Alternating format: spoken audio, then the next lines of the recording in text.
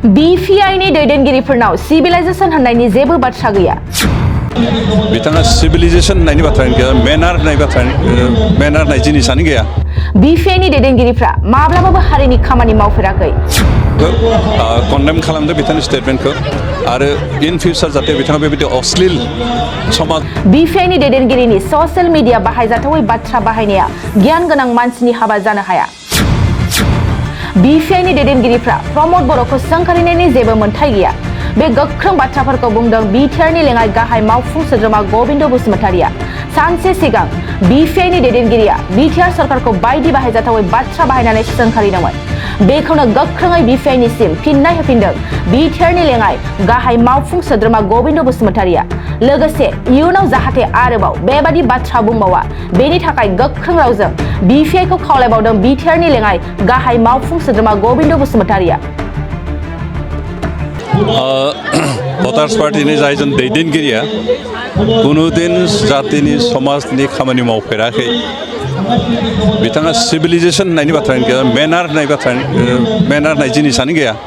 बेबायदि मानसिया बुंनाय बाथ्राखौ जोंनि समाजा रावबो गनाया आरो बेनिखायनो आं बिथांखौ सोंखारियो जे इसेबां ससियेल मिडिया बाहायजाथावै सोदोबखौ बाहायनानै सोंखारिनाय बे सासे मानसिनि गियान गोनां मानसिनि खामानि नङा। बेनिखायनो बिथाङा समाजनि प्रति खुनु कन्ट्रिबिउसनानो गैया, जातिनि थाखाय खुनु दिन मावफेराखैनो। बेनिखायनो प्रमद बर' बायदिखौ सोंखारिनो हानायनि खेमता मरेल राइट बिथाङा गैया। बेनिखायनो आं बिथांखौ कन्डेम खालामदो बिथांनि स्टेटमेन्टखौ आरो इन फिउचार जाहाथे बिथाङा बेबायदि अश्लील समाजा बाहायथाय समाजाव खोनासंथाय बेबायदि सोदोबखौ बाहायनो जाहाथे खोथा बुङा बेखौ खावलायनाय जाबाय, बेखौ हकियावनि होनाय जाबाय।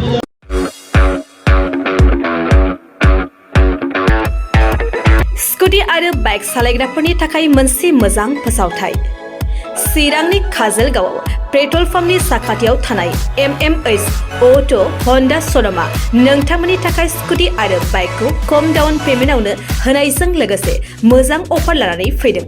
नोंथांमोना बे श'रुमनिफ्राय स्कुटी आरो बाइकखौ खम डाउन पेमेन्टआवनो मोननायजों लोगोसे बेसेन नाङाजासे गंनै हेलमेट, गांसे ब्लेंकेट, नोगोद 500 रांनि खाबुखौबो मोनफागोन।